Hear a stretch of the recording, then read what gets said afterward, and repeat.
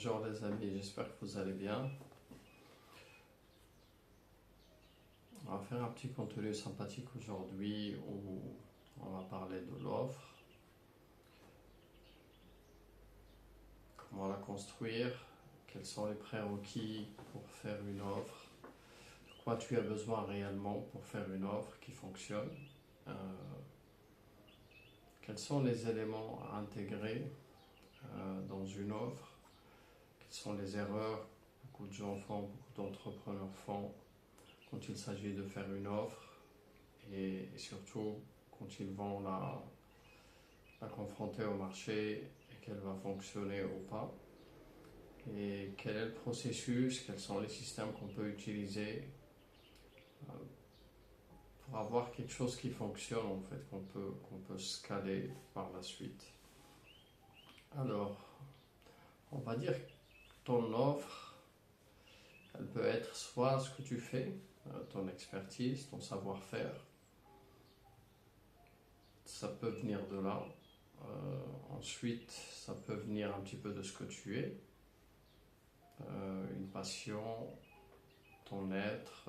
Si tu as par exemple une présence, si tu as du calme, de la sérénité. Si tes savoirs aussi sont connectés à ça, sont liés à ces choses-là, tu peux aussi faire une offre autour de ça. Tu peux aussi faire une offre à partir de, donc on a dit ton expertise, on a dit ta passion. Tu peux faire une offre autour de ta vie en fait, de ton temps, tes énergies, et ce que tu apportes en termes de valeur ajoutée qui aura une contrepartie monétaire par la suite ou une autre contrepartie. Alors on va dire que l'offre sans un marché, elle n'a pas de valeur.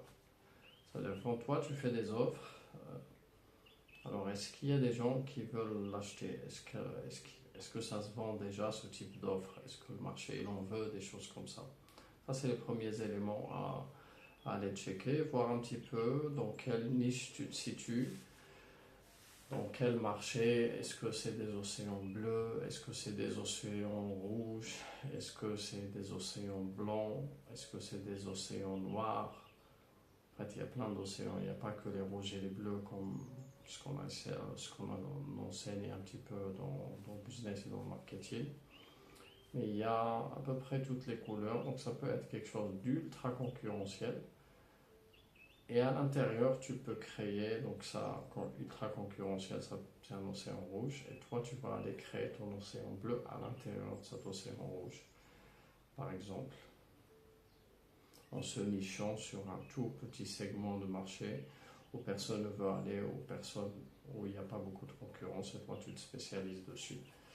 Ça peut être un océan bleu où tu vas aller te concentrer tu crées un rouge à l'intérieur du bleu. Il y a plein de nuances là-dedans. Ces savoirs-là, moi j'en parle régulièrement. Et on a des contenus pour comprendre un petit peu sa niche, pour devenir sa niche. Quelles sont les niches classiques, les niches modernes, les niches statiques, les niches évolutives, tous ces concepts-là.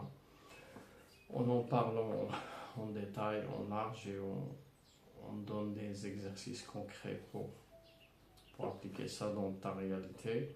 Et on va dire que le chemin le plus court ici, chez un leader qui connaît la fin depuis le début, ou que son business est aussi le chemin, et ben, il devient sa niche. Il est sa niche. Alors, si tu pars de ce principe-là, si tu pars de cette réalité-là, et ben, tu es ta niche et ensuite tu construis autour. Peu importe si cette réalité elle est là, si toi tu as la notoriété, tu as des audiences et que tu es déjà ton marché et que tu attires du monde et que ça marche super bien pour toi, donc là tu es déjà ta niche, tu fais tes offres par rapport à ça. Ou soit si cette réalité n'est pas là, et ben sache que dans le monde un peu quantique ou dans la voie du cœur, le temps il n'existe pas en fait. On transcende le temps, ça veut dire que ta réalité, tu peux la faire exprimer bien avant qu'elle se matérialise. Ensuite, tu fais le chemin des causes à effet, les énergies qu'il faut mettre, les outils, le travail qu'il faut faire pour transcender tout ça. Et quand tu fais de cette façon-là, ici tu seras soutenu par des états de flow qui te permettront de transcender un petit peu les énergies, le temps et les réalisations. Et ça te permet d'aller beaucoup plus vite à exprimer des réalités jusqu'à ce que ces choses-là, avec un petit peu d'entraînement, ça se manifeste rapidement en fait. Donc on va revenir un petit peu aux offres.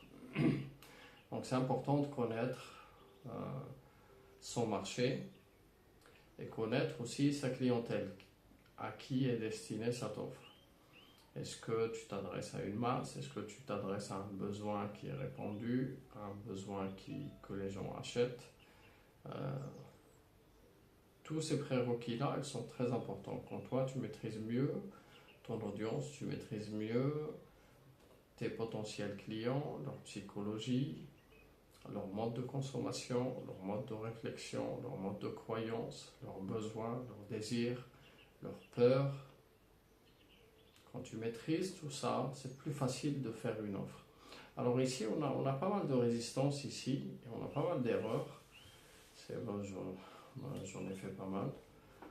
Dans ce sens-là, c'est que souvent on veut imposer certaines choses, certaines offres sur le marché. C'est pas que ça fonctionne pas, en fait. Tu peux imposer une offre sur le marché. Mais qui es-tu pour imposer ça sur un marché? Est-ce que tu es un grand groupe? Est-ce que tu es déjà très très connu? Tu as les moyens? Tu as la force qu'il faut pour aller éduquer massivement et pour aller familiariser les gens avec ton offre? Généralement, cette façon-là, elle fonctionne très peu. Les chances de la réussite, elles sont minimes. Sauf vraiment si tu es très très connu et tu veux prendre le risque d'aller mettre autant d'efforts, de temps, d'énergie, des équipes et tout ça pour imposer ça sur le marché. Mais généralement, les forces du marché, elles sont toujours supérieures aux forces des participants. Donc cette erreur-là, c'est qu'on veut tous, parfois, soit par ignorance, soit parce qu'on est têtu, soit par ego. On croit que ce qu'on fait est meilleur, alors on le présente sur le marché, on force sur le marché. Alors qu'est-ce qui se passe? Et ben, là on prend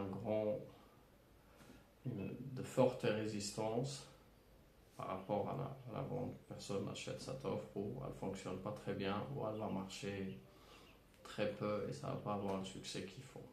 Ça, c'est la première erreur qu'on fait. Souvent, ici, l'erreur, c'est plus personnel en fait. La deuxième chose, c'est que parfois on le fait par ignorance, parce qu'on ne sait pas. Ben, on fait comme font la majorité. Et la majorité, souvent, c'est de l'échec en fait. Donc, essai-échec chez pas mal d'entrepreneurs en fait qui font sans compréhension profonde les forces du marché, les connexions qu'il peut y avoir entre nous, entrepreneurs, et le marché, entre les énergies qu'on a et l'énergie globale du marché ou le champ collectif, les modes de consommation, les comportements d'achat, les formatages qu'il y a, les perceptions qu'il y a, les valeurs perçues, les valeurs perçues, les résistances, les croyances, toutes ces choses-là, elles rentrent en jeu pour venir choisir une offre qui cartonne. Donc ici, il y a une partie dans les offres, on est un petit peu sur de l'économie basique. Ça veut dire ici, si tu as à offre égale, à prix minimum ou à prix moindre ou à un prix intéressant, là c'est des opportunités. Forcément, à marketing égal, et ben celle qui est la moins chère qui va fonctionner. Donc ça, c'est l'erreur qu'on fait. Donc, première chose, c'est juste prêter attention quelles sont les résistances que tu as qui t'empêchent d'aller vers les paliers d'après. Quelles sont les résistances que tu as qui bloquent un petit peu ta compréhension profonde du marché pour faire des choses qui sont en harmonie avec les forces du marché. Tous ceux qui essaient d'affronter le marché il les détruit. Ça, c'est une règle de base. On va dire d'abord, c'est ces résistances-là qui sont un petit peu plus internes, plus personnelles, qui font foirer la construction d'une offre avant même de la présentation au marché. Donc, le deuxième prérequis, c'est une compréhension, on a dit, un petit peu profonde ou un petit peu plus que la moyenne par rapport à la psychologie des acheteurs ou à la psychologie de l'audience à qui tu t'adresses et à qui tu veux faire des offres. Là, tu as une dimension psychologique, la psyché humaine, à la fois individuelle et à la fois collective. Tu as aussi ce qu'on appelle les sociologies de groupe qui déterminent un petit peu les actions, les idées dans le champ collectif, les comportements et les évolutions des comportements et des tendances. Donc ici, quand toi tu choisis une niche un petit peu pas figée ou une niche moderne, c'est que tu peux savoir où vont les croyances, où vont les tendances, où vont les consciences, tu vois. Et ça aide un petit peu dans le comportement d'achat. On va dire le processus, je l'ai répété plusieurs fois, on va dire attention, rétention, conversion. Donc c'est attention, conscience, confiance. Ensuite, il y a l'acte d'achat. Dans ces 4 catégories-là, eh ben, tous les clients, tous les prospects potentiels, ils passent par là. Aucun ne déroge. Le travail, il est fait chez le client. Soit il est prêt déjà, il arrive dans un schéma de conscience et confiance par rapport à son problème à lui, par rapport à toi, par rapport à ta solution, par rapport à tes offres.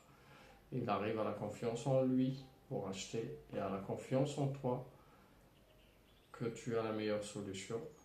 Ensuite, il y a l'achat. Donc là, on est sur une compréhension de la psychologie humaine. Ici, dans la psychologie, tu as plein de choses. Ce qui peut transcender un petit peu la psychologie, c'est tout ce qui est spirituel. Et là, tu rentres dans des dimensions, tu parles un petit peu au cœur, tu parles aux âmes. Et ici, le comportement d'achat il est très différent du comportement d'achat psychologique. Parce que le comportement d'achat un petit peu psychologique, il est lié à des situations de désir extrême, de possession, de force, d'influence. Ici, tu vas batailler un petit peu pour parler au cerveau, il faut le convaincre. Et c'est juste une partie de l'achat. Très peu de gens achètent avec leur cerveau rationnel. Beaucoup achètent avec les émotions, beaucoup achètent avec des ressentis, des désirs extrêmes. Ensuite, ils peuvent justifier par le mental. Le mental, il est super intelligent et il va toujours mettre son nez là-dedans. Même quand tu l'observes, il fait semblant. Dès qu'il sent que tu es en train de l'observer, eh ben, il commence à te sortir d'autres idées, d'autres sources. Il te fait découvrir et goûter à ce qu'on appelle le cerveau profond, le cerveau collectif. C'est ce que les autres appellent l'inconscient ou le subconscient, différentes parties. Donc, on va dire que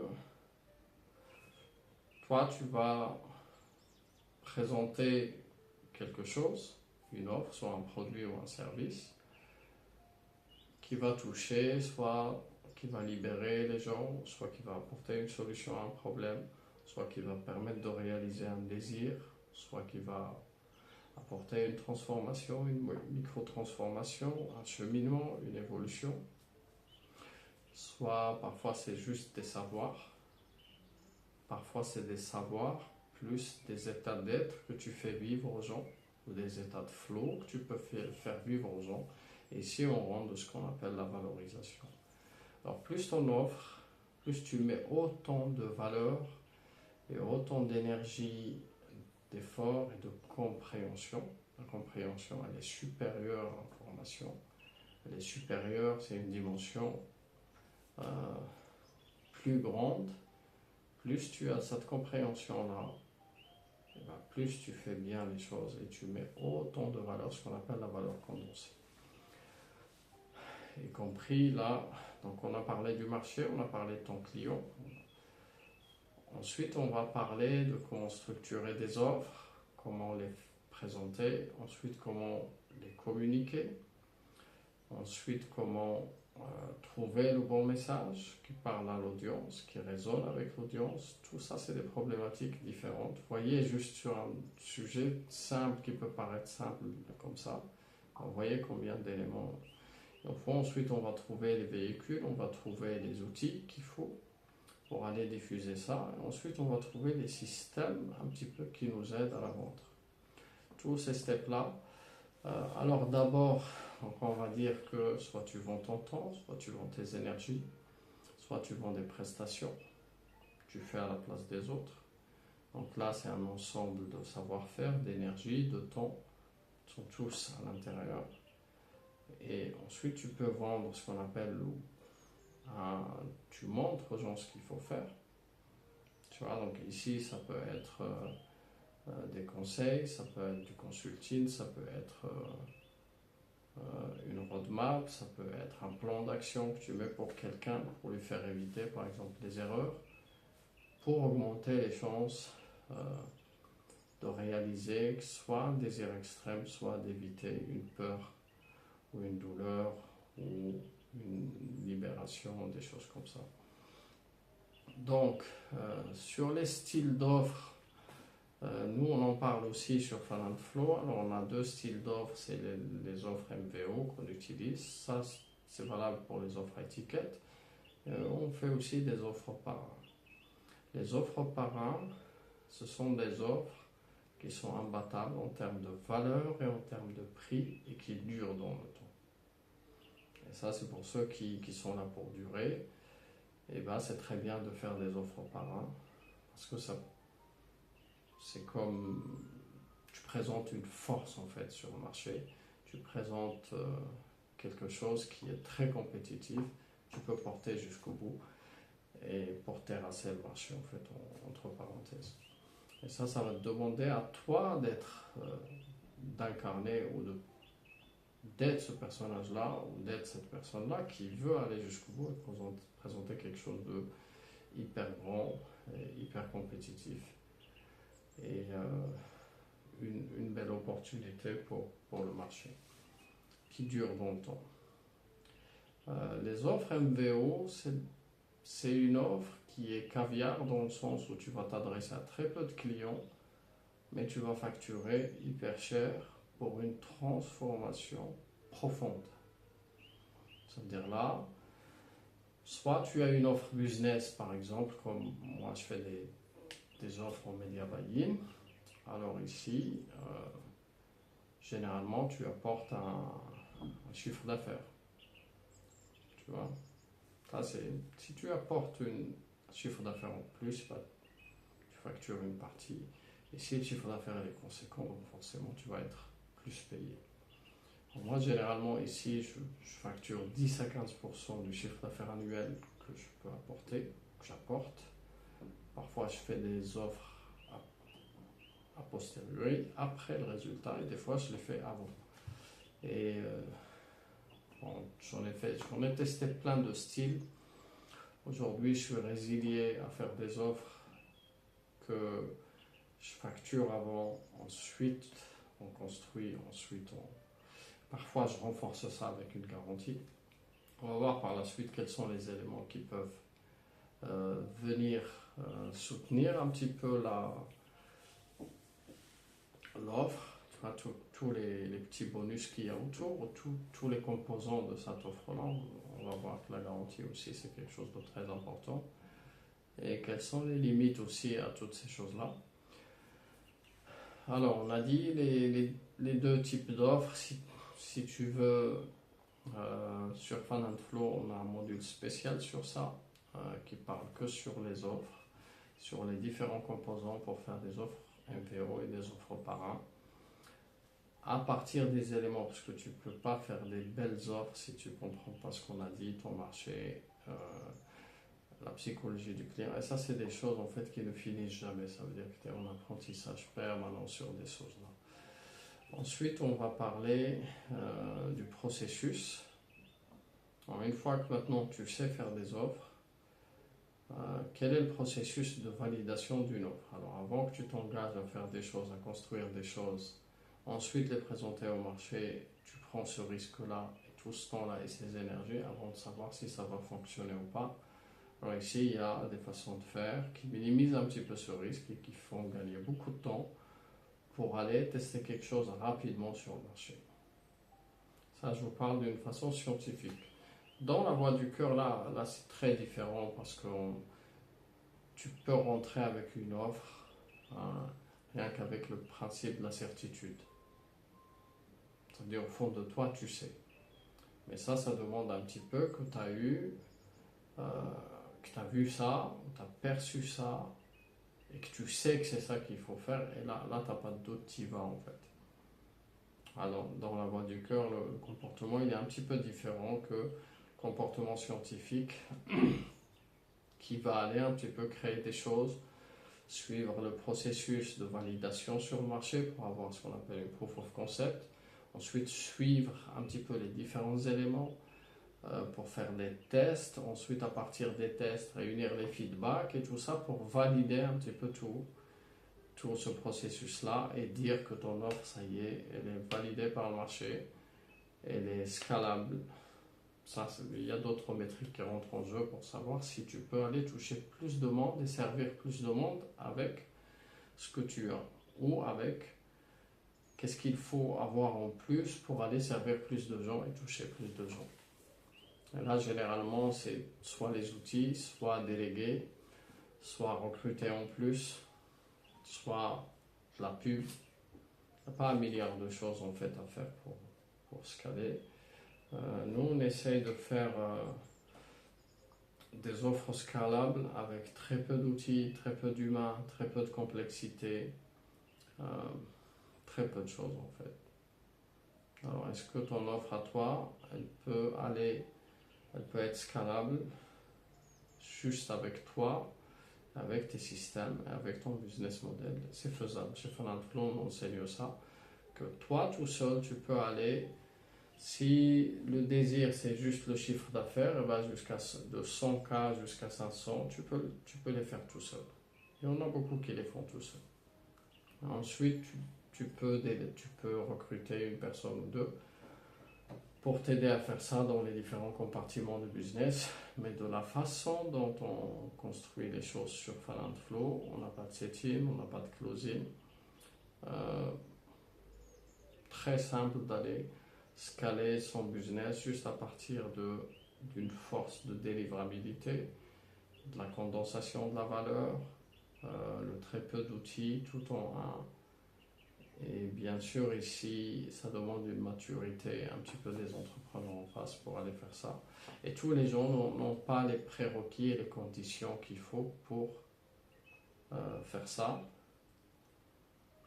Et c'est aussi des types d'entrepreneurs. Alors nous, on essaie d'élever les standards vers des entrepreneurs qui sont beaucoup plus respectueux, beaucoup plus costauds, beaucoup plus...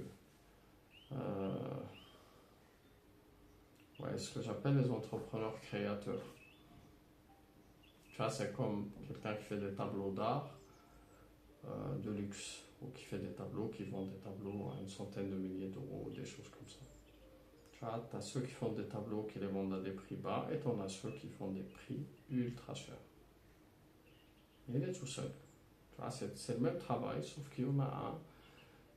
C'est ciblé. C'est comme ceux aussi qui font des sites internet pour des grands groupes et tout ça. Il est tout seul, il le fait. Vous voyez, mais il facture très cher. Donc tous ces modèles-là, ils existent. Ça, c'est un type d'entrepreneurs qui s'enrichit, qui se construit, qui se complète ne se limite pas juste à certaines expertises, tu vois, mais il se complète par plein de savoirs, plein d'expertises, et aussi il maîtrise le monde des énergies, comme ça, ces énergies, elles sont impactantes, il sait doser ces énergies, il sait les utiliser, et il sait les conserver. Ensuite, le côté émotionnel, donc on va voir ça dans notre partie. Alors, donc on a parlé du processus.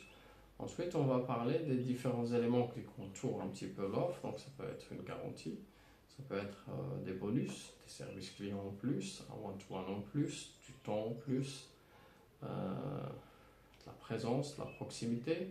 Toutes ces choses-là, elles viennent renforcer l'offre.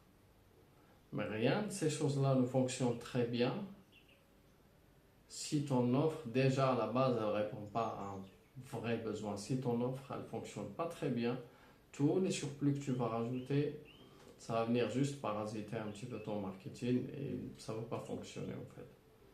Je vous donne un exemple. Moi, quand je faisais du e-commerce, alors je vendais des monoproduits, ça veut dire un seul produit. Et parfois, je parasitais ce produit-là avec d'autres produits autour, ça veut dire les upsells et les downsells. Et tellement j'essayais de vendre les upsells et les downsells, et j'oubliais le produit de base. Et j'avais remarqué que quand le produit de base il ne cartonne pas, tu as beau à faire les upsells, les downsells, toutes les garanties que tu veux, tout ce que tu fais autour, c'est juste en train de parasiter un petit peu, de rajouter du travail en plus sans une réelle, sans que ça fonctionne pas très bien en fait, pas de valeur ajoutée. Ça c'est la première chose. Le deuxième cas, c'est qu'on avait le multiproduit. C'est-à-dire que là, tu as un truc et tu vends plein de produits. C'est pareil pour les offres, hein. Ça peut être une seule offre que tu cartonnes, tu la vends jusqu'au bout et tu es focus à 100%, ça fonctionne. Il y a aussi ceux qui vendent plein d'offres, comme ceux qui vendent plein de produits, ça fonctionne aussi. Sauf que le travail n'est pas le même. Ici, tu as moins de structure, tu as moins d'outils, tu as moins de salariés, tu as moins de collaborateurs, tu as moins de budget pub.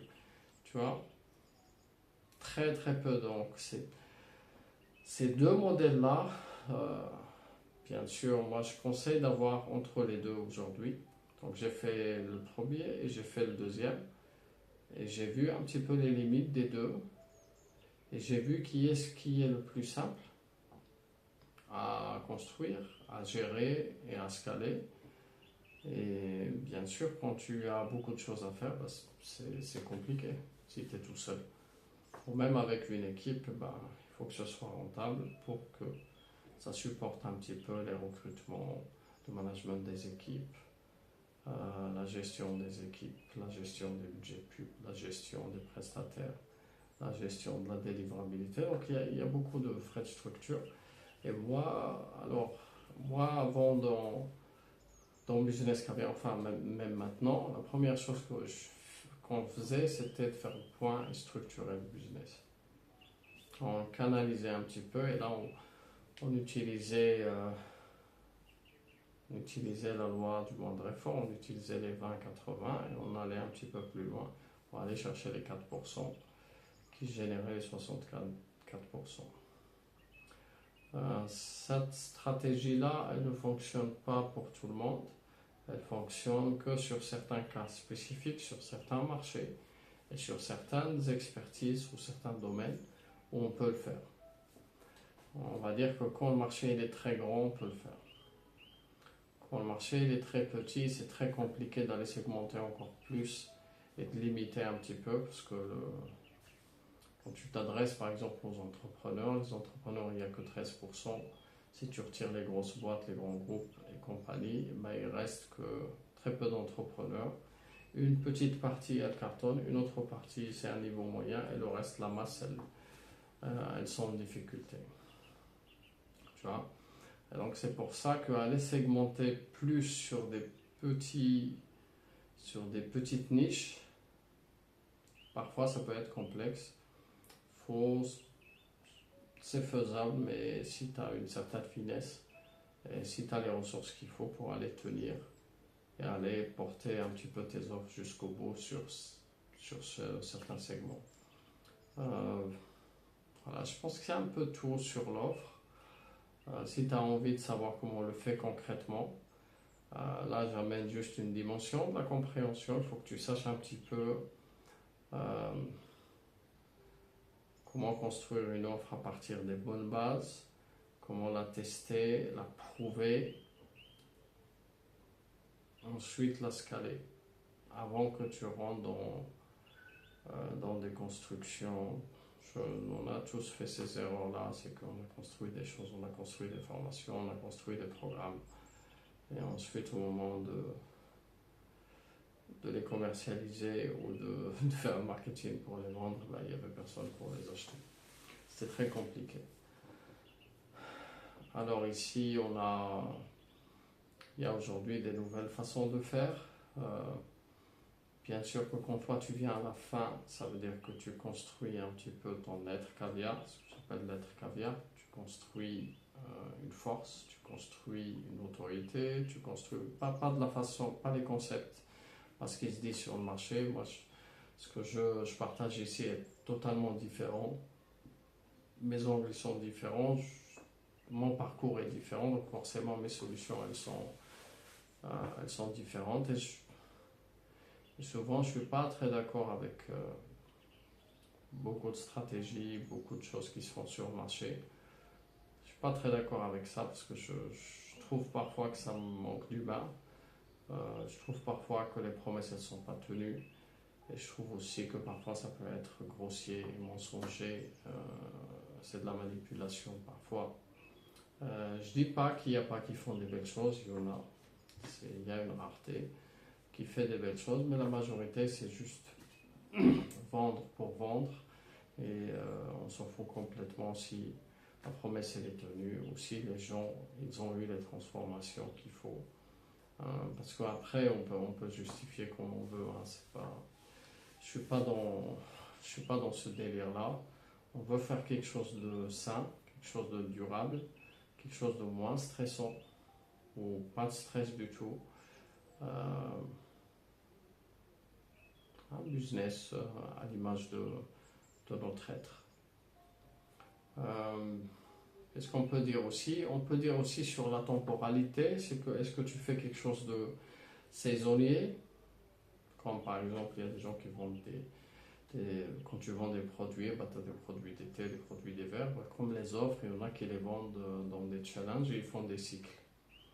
Ces cycles-là, ils sont correctement faits parce qu'ils correspondent à des cycles d'arrivée de nouveaux intervenants sur le marché et du coup ça permet d'essorer un petit peu selon des cycles de pub aussi. On prend des clients, ensuite on délivre, ensuite on repart sur un autre cycle. Et c'est pour ça que vous voyez un petit peu qu'il y a certains challenges qui sont comme ça, qu'il y a certains séminaires qui sont comme ça, soit semestriellement, soit mensuellement, soit annuellement. Nous, sur Fan & Flow, on te montre un peu comment faire des choses comme ça, mais surtout on te montre comment faire une offre qui dure tout le temps en fait, une offre que tu peux faire tout le temps. Pas tout le temps changer, non, juste une seule chose que tu fais enrichir, que tu fais grossir tout le temps en fait, qui reste toujours la même et qui évolue de l'offre version 1 jusqu'à l'offre version 100. C'est comme ça qu'on fait. Ensuite, on a la question du pricing. Comment pricer ton offre, comment utiliser le bon prix par rapport au marché où tu es, et par rapport à ton expertise, par rapport aux prix qui sont connus, les prix qui sont exercés sur certaines niches. Toutes ces choses-là, on enseigne aussi les pricing pockets, on te montre un petit peu comment, quand est-ce qu'il faut démarrer avec des prix bas, quand est-ce qu'il faut augmenter les prix. Tous ces savoirs-là, on les a sur Fan & Flow. On les traite aussi d'une façon théorique, pour que tu comprennes un petit peu, parce que beaucoup de gens ne comprennent pas, ils voient quelqu'un faire un prix et ils font pareil. Quand ça fonctionne, c'est très bien, mais quand ça ne fonctionne pas, ils ne savent pas d'où vient l'erreur en fait. Ils vont te dire, oui, c'est mon avatar client, oui, c'est mon offre, oui, c'est mon message. On a eu ça, moi j'ai eu ça. Beaucoup de fois, j'ai eu des gens qui viennent dire plein de choses sur... Ils essaient de justifier ou d'expliquer un petit peu la raison de pourquoi ça ne marche pas chez eux, pourquoi leur business ne fonctionne pas. Donc forcément, quand tu es dans un brouillard, tu ne sais pas en fait d'où vient l'erreur. Quand tu fais les choses bien, quand tu segmentes, quand c'est pertinent, bah, tu sais en fait d'où, quand ça ne fonctionne pas, tu peux expliquer tout de suite pourquoi en fait. Et donc on est arrivé un petit peu à...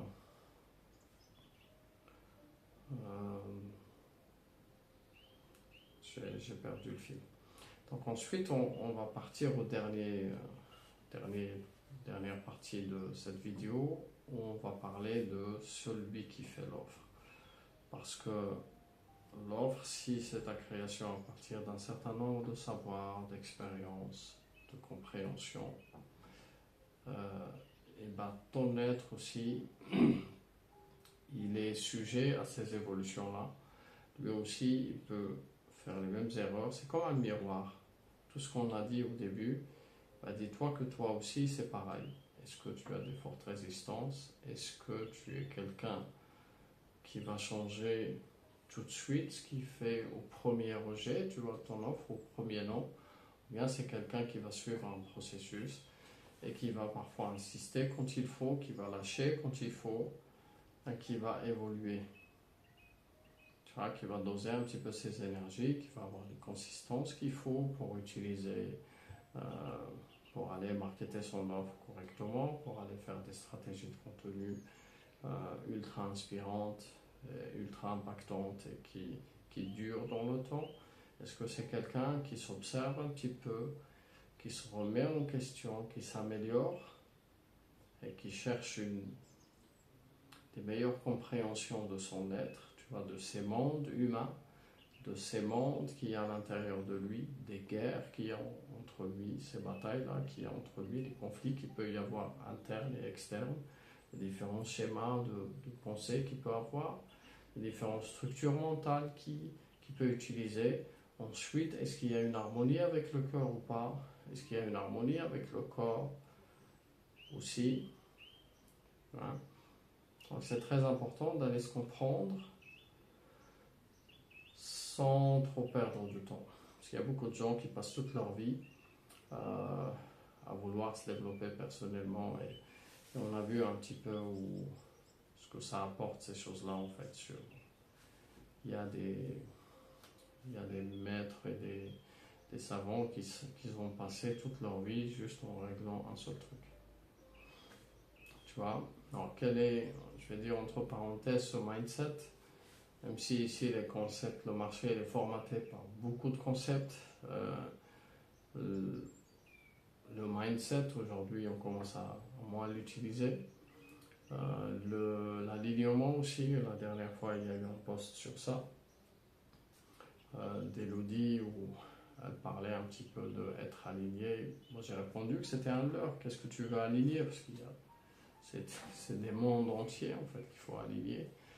Ensuite, il y a tout ce qui touche l'alignement subconscient, conscient, et là on reste toujours que dans le cerveau qui veut régler le cerveau, qui veut trouver des solutions pour le cerveau. Et pas tout ce qui se raconte est faux, ils ont tous raison, selon leur niveau, leurs angles, de leur point de vue. Mais ce genre de concepts, parfois, ils peuvent nous éloigner un petit peu de la réalité et de la vérité des choses. Ils peuvent nous déconnecter un petit peu de certaines parties de nous qui sont déterminantes et qui peuvent nous aider beaucoup plus, comme le cœur, par exemple. Tu vois. Et je sais que moi aussi, parfois, quand j'utilise des concepts d'amour conditionnel, quand je parle d'amour, moi, je parle de quelque chose d'inconditionnel, tu vois, c'est pas de l'attachement, c'est pas de la possession, c'est pas de l'amour connu chez la majorité des gens. Je sais que ça porte à confusion, je sais que chacun il le comprend selon son angle, selon ce qu'il peut comprendre aussi, et selon ses cercles et ses univers, ses degrés de compréhension. Donc on ne peut pas en vouloir au concept, mais en tout cas la réalité, en tout cas amener juste quelque chose de très transparent, quelque chose qui est un être qui fait des choses et qui est en paix avec lui-même. Il y a un autre concept aussi, ça vient, c'est l'attraction. Comme par hasard, vous allez voir tous ces concepts-là, ils vont toujours être liés tout de suite, soit à l'argent, soit aux relations amoureuses, soit... Enfin, elle va toujours être liée à quelque chose de matériel tout de suite. Alors que le concept, lui, il est spirituel, il n'est pas matériel à la base. Vous voyez un petit peu, c'est juste amener un petit peu, je ne vais pas dire la vérité, mais juste venir dire un petit peu quels sont les écarts, les mensonges qu'il y a, les limites sur certaines promesses, sur ce marché-là, sur ces façons-là anciennes de faire le business, où il y avait un temps où le mensonge il a pris le dessus,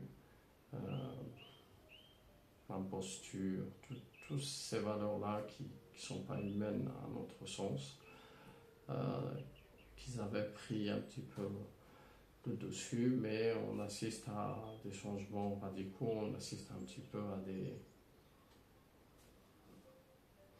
retournements de situation. En tout cas, où la voie de la bonté, du cœur, de la générosité, elle commence à prendre sa place pour ramener un certain équilibre. Ensuite, parce que mieux tu te connais, mieux tu vas faire. Ensuite, on va aller parler de certains états de flow en fait, que tu peux vivre. Un état de flow, la manière scientifique, ils en parlent d'un seul. Mais en réalité, il y a une multitude d'états de flow. Il y a plusieurs états d'être. Moi, je les appelle les états d'être. Surtout quand tu chemines un petit peu spirituellement, tu chemines dans le monde des sens. Tu es en train de construire ce qu'on appelle la personnalité de sens. Cette personnalité de sens, alors plus elle chemine, plus elle est élevée, et plus elle fait évoluer ton être en fait à des dimensions supérieures par rapport à la lumière, par rapport aux perceptions, par rapport à la motivation, par rapport aux énergies, par rapport à la compréhension, et même physiquement en fait, ça transforme tout ton être. Et ça a énormément de bienfaits. En tout cas, le plus important, c'est cet être-là qui essaye de regarder un petit peu ses zones d'ombre, laisser la lumière se diffuser un petit peu pour éclairer un petit peu ses zones d'ombre et aller renforcer un petit peu son champ quantique. C'est pour ça qu'on parle du voie du cœur. Et ce champ quantique, souvent, il est voilé, il est caché par exemple, ce qu'on appelle le côté invisible du cœur, tout ce qui est envie, jalousie, colère, haine et tout ça, c'est des choses qui viennent comme des ténèbres, qui cachent un petit peu le secret qu'il y a dans ton cœur, qui l'empêche en fait d'aller diffuser cette lumière, de s'illuminer et d'avoir un champ quantique beaucoup plus grand. Et c'est là où l'attraction se passe en fait, c'est là où l'impact il se passe, c'est là où ton énergie est percutante et c'est là où quand tu fais des choses, ça fait comme une bombe. Vous voyez un petit peu, bon forcément il y a aussi les émotions, les ressentis, comment les observer, les gérer, je ne sais pas si on peut gérer des émotions, des énergies, en tout cas devenir familier avec, les comprendre, les écouter, écouter les messages, écouter les différentes influences que tu peux avoir sur toi, soit par tes désirs, soit par certaines forces, soit par certaines entités ou certaines spiritualités autour de toi, et te libérer un petit peu de ça, parce que c'est toi qui es créé libre, et on a mis toutes ces choses-là à ton service en fait. Donc voilà pour cette vidéo. Alors, si tu fais à partir de cette libération-là, tu vois un petit peu comment ta vie elle va se transformer en fait, parce que tout ce que tu feras, il aura un impact beaucoup plus libre, beaucoup plus aisé, beaucoup plus abondant, beaucoup plus riche, beaucoup plus costaud. Tout à fait normal, parce que tu ne fais pas à partir d'un état de manque, et tu ne fais pas à partir d'un état d'emprise sur toi, ou d'un état de contraction, d'un état d'une pression qui est exercée sur toi, par tes forces intérieures, par des forces extérieures, mais tu fais d'un état libre. Libérer un petit peu de toute forme de pression, de toute forme d'influence. Et là, ton être, il est comme ce qu'ils appelaient, je crois que c'est la tulipe qui appelait ça meilleur humain. J'aime bien j'aime bien ce concept-là. Et on va dire un humain qui a un cadeau pour lui, un cadeau pour les autres. Ensuite, la prochaine fois, peut-être on fera une vidéo, on parlera en fait des offres d'un point de vue Happy Money. Quand on offre, c'est comme un cadeau que tu fais pour toi et pour l'humanité. Voilà pour cette vidéo, j'espère que ça vous plaît et que le monde des offres n'a plus de secret pour vous et que ça vous permet d'aller soit corriger certaines erreurs que vous faites par rapport à ça, soit ça vous donne envie d'aller prioriser un petit peu le monde des offres par rapport à votre business, mais ça reste un point très important dans le business pour durer dans le temps, pour avoir des revenus stables et pour avoir un marketing sain, parce que si c'est fait correctement, le reste il devient facile.